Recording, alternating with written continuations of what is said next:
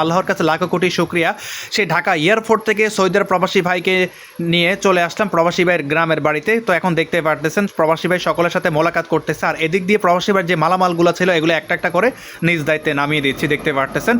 আসসালামু আলাইকুম, সবাই কেমন আছেন? আশা করছি সবাই ভালো আছেন, আলহামদুলিল্লাহ। নতুন আরেকটি ভিডিও নিয়ে হাজির হলাম আমি আমজাদ আপনাদের মাঝে। এই মুহূর্তে আমি প্রবেশ করতেছি ঢাকা এয়ারপোর্টে। তো আজকে আমার এক সৌদি আরব প্রবাসী ভাই আসছে, উনি অলরেডি ল্যান্ড করে ফেলছে, এখন 2 নম্বর টার্মিনাল দিয়ে বের হবে। আর এত পরিমাণ বৃষ্টি তা বলার বাইরে, মানে এক কথা বলতে গেলে 2 ঘন্টার বৃষ্টিতে পুরো একদম এয়ারপোর্ট ডুবে ডুবে অবস্থা। হয়তো এই ভিডিওটা আপনারা অনেকে দেখেছেন। আর এই মুহূর্তে যখন আমি 2 নম্বর টার্মিনালের ভিতরে ঢুকবো, দেখেন কি পরিমাণ গাড়ির প্রচণ্ড সিরিয়াল জ্যামে পড়ে গেছি। তো অলরেডি 2 নম্বর টার্মিনালের ভিতরে প্রবেশ করে ফেলছি। ঢুকতে না ঢুকতে হঠাৎ করে চোখে পড়লো ওই সে আমার কাঙ্ক্ষিত প্রবাসী ভাই।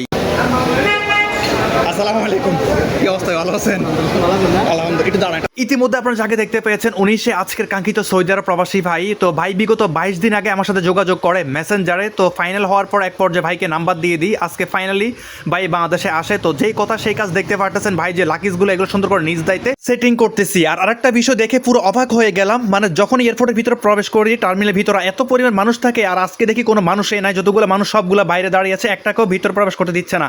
তো এই বিষয়টা দেখে খুবই ভালোই লাগলো। তো অবশেষে ভাইয়ের মালগুলো সেটিং করা শেষ, এখন ভাই উঠে যাচ্ছে গাড়ির ভিতরে।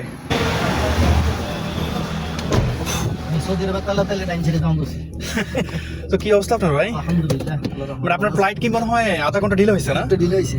বুঝতে পারছি। আপনার যে 5টা ল্যান্ড করে আমি সেই 5টা মনে করে 4:30 থেকে ওয়েট করতেছিলাম। কি রে ভাইয়ের 5:30 6টা বাজে, ভাইয়ের তো কোনো খোঁজ খবর নাই, ঘটনা কি? 10:25 সাজা থেকে ওঠার কথা, না 10:50 দিকে উঠছে। অবশেষে আলহামদুলিল্লাহ প্রবাসী ভাইকে গাড়িতে উঠিয়ে এখন রওনা হয়ে যাচ্ছি প্রবাসী ভাইয়ের গ্রামের বাড়ির উদ্দেশ্যে। তো আল্লাহ পাক যদি সহি সালামতে পৌঁছায় আর কি প্রবাসী ভাইয়ের গ্রামের বাড়ি। আলহামদুলিল্লাহ। তো ইতিমধ্যে আপনারা দেখতে পাচ্ছেন আমার সেই কাঙ্ক্ষিত সৌদি আরব প্রবাসী ভাইকে রিসিভ করে এখন এয়ারপোর্ট থেকে বের হয়ে গেলাম। তো রওনা হয়ে গেলাম ভাইয়ের গ্রামের বাড়ির উদ্দেশ্যে। তো ভাইয়ের গ্রামের বাড়ি হচ্ছে চাঁদপুর সদর। তো ভিডিওটা সাথে থাকবেন, সম্পূর্ণ দেখবেন যাতে সহি সালামতে প্রবাসী ভাইটাকে নামিয়ে দিতে পারি।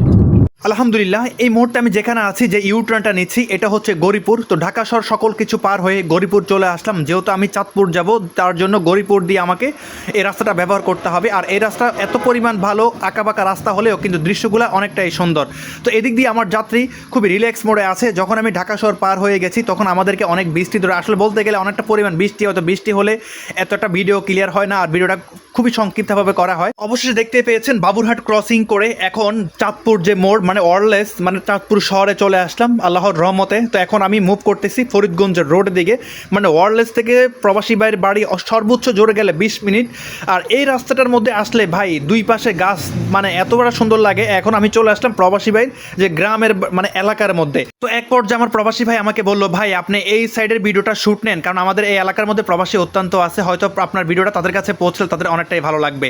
তো দেখতে পারতেছেন আমার গাড়িতে ছোট্ট একটা বাবু উঠছে, এটা হচ্ছে প্রবাসী ভাইয়ের ছেলে। তো বাবা আসতেছে বলেই মানে ছেলেটা রাস্তার মধ্যে দাঁড়িয়ে আছে ওনার জন্য। তো এখন গাড়িতে উঠেই নিলাম। তো আল্লাহর রহমতে প্রবাসী ভাইয়ের বাড়িতে চলে আসলাম। আল্লাহর কাছে লাখো কোটি শুকরিয়া।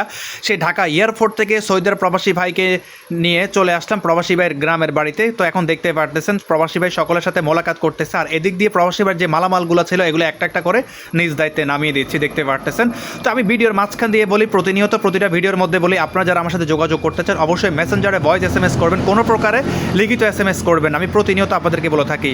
তো যাই হোক, ইনশাআল্লাহ প্রবাসী ভাইয়ের মালামালগুলো এখন নামানো শেষ। তো আজকে এই পর্যন্তই। তো ইতিমধ্যে দেখলাম যে আসলে প্রবাসী ভাইয়ের গ্রামের এলাকাটা যথেষ্ট পরিমাণ সুন্দর। তো যাই হোক ইনশাআল্লাহ, তো আমাদের প্রবাসী ভাই সকলে ভালো থাকবেন। আর আমার কাঙ্ক্ষিত প্রবাসী ভাই কি বলে একটু শোনেন। আলহামদুলিল্লাহ, অবশ্যই আমার সেই কাঙ্ক্ষিত সৌদি আরব প্রবাসী ভাইকে ঢাকা এয়ারপোর্ট থেকে রিসিভ করে নিয়ে চলে আসলাম ওনার গ্রামের বাড়ি, মানে চাঁদপুর সদর। গ্রামটার নাম হচ্ছে ফরকাবাদ। তো ভাই আপনি তো আসলেন, তো এই পর্যন্ত এয়ারপোর্ট থেকে আপনার গ্রামের বাড়ি পর্যন্ত কোনো প্রবলেম ফেস করছেন কিনা আমাদের প্রবাসী ভাইদের উদ্দেশ্যে কিছু বলেন। আসসালামু আলাইকুম। না আলহামদুলিল্লাহ, আল্লাহর রহমতে আমজাদ ভাইয়ের সাথে খুব সুন্দরভাবে বাড়িতে পৌঁছলাম। সবাই আমাদের জন্য দোয়া করবেন। আলহামদুলিল্লাহ, খুবই ভালো, অন্যরকম একটা ভাই। ওকে ভাইয়া। তো যাই হোক, ইতিমধ্যে আমার সেই কাঙ্ক্ষিত প্রবাসী ভাই কি বলছে শুনতে পেয়েছেন। তো আজকে ভিডিওটা এই পর্যন্ত। যদি ভালো লাগে অবশ্যই শেয়ার করে দিবেন আর পেজটি ফলো করে দিবেন, যাতে সবার আগে ভিডিও চলে যায় আপনার কাছে। আর যারা ইউটিউব থেকে দেখছেন অবশ্যই চ্যানেলটি সাবস্ক্রাইব করে দিবেন। সকল ভালো থাকবেন। আসসালামু আলাইকুম।